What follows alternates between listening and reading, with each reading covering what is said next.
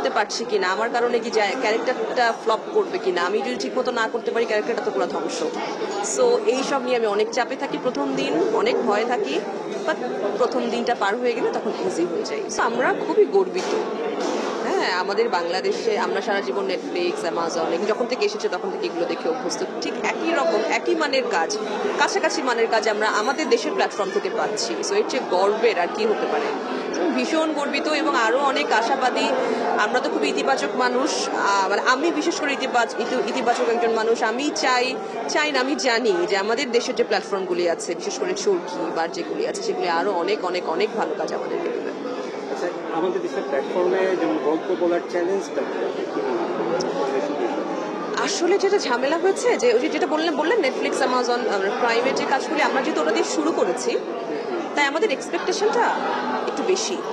হ্যাঁ, তো বেশি বলে আমাদের ইন্ডাস্ট্রি যে কাজগুলি করছে সেগুলি নিয়ে মানুষের প্রথম দিকে একটু কথা ছিল যে খুব একটা ভালো হচ্ছে না, ঠিক আছে এইটা ভালো হয়েছে এইটা ভালো হয়নি। এখন দেখেন 10টা প্রোডাকশনে 10টাই যে বেস্ট প্রোডাকশন হবে এরকম কিন্তু বিষয় নেই। 10এর মধ্যে 3টা ভালো হবে বা 4টা ভালো হবে, রাইট? ওই 4টাই মানুষ দেখবে। তো এই তো আশাবাদী। মানে আমাদের দেশের প্ল্যাটফর্ম বা আমাদের দেশের ওয়েব সিরিজ যেটাই বলি না কেন, এগুলো কি প্রত্যাশা মেটাতে পারছে? আপনার কি মনে হয় পারছে না? এটা কেমন কথা? আমার তো মনে হচ্ছে একদম টপ নচ।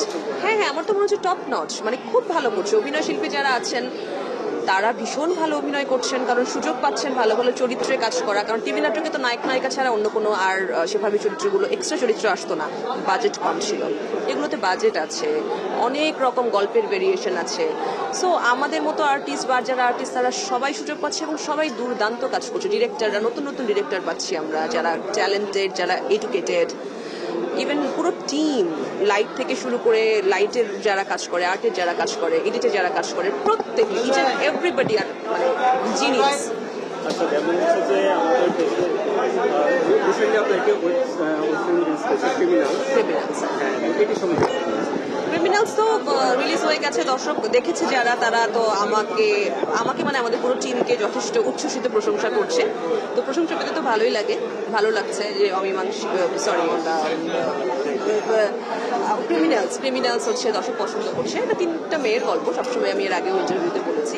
3টা মেয়ের পথ চলা, 3টা মেয়ের জীবনের যে স্ট্রাগল, তার যাপনের যে স্ট্রাগল, সেই স্ট্রাগলগুলির গল্পই হচ্ছে ক্রিমিনালস।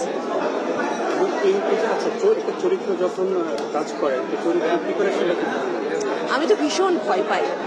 মানে আমার তো প্রথম দিন, আমি যেদিন শুটিং সেটে যাই, আগে থেকে তো প্রিপারেশন আমাদের থাকে টুকটাক কি করব, বা একটা তো গ্রাফ আমরা করে ফেলি। বাট আমি যেদিন প্রথম যে দিনটা আমার তো বমি আসে সেটে গিয়ে, যে কোনো যখন আমি একটা দিন তো আসলে ইজি হতে সময় লাগে, ঠিক মতো করতে পারছি কিনা, আমার কারণে কি ক্যারেক্টারটা ফ্লপ করবে কিনা, আমি যদি ঠিক মতো না করতে পারি ক্যারেক্টারটা তো পুরো ধ্বংস। সো এইসব নিয়ে আমি অনেক চাপে থাকি প্রথম দিন, অনেক ভয় থাকি, বাট প্রথম দিনটা পার হয়ে গেলে তখন ইজি হয়ে যায়। সো সব কাজের ক্ষেত্রে এটা হয়।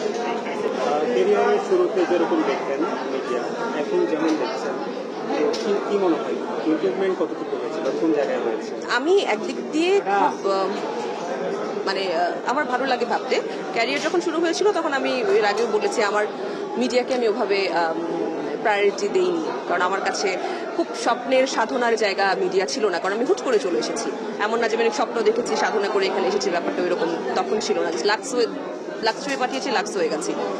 তখন যেহেতু আমি অত ভ্যালু দেইনি, তাই তখন একরকম আমার ভিতরে ফিলিংস কাজ করতো। বাট এখন যখন আমার একমাত্র প্রফেশন, যে প্রফেশনটাকে আমি প্রচুর রেসপেক্ট করি এবং এইটা আমি ব্যাক পাচ্ছি আপনাদের সবার কাছ থেকে, আমার ভীষণ ভালো লাগছে।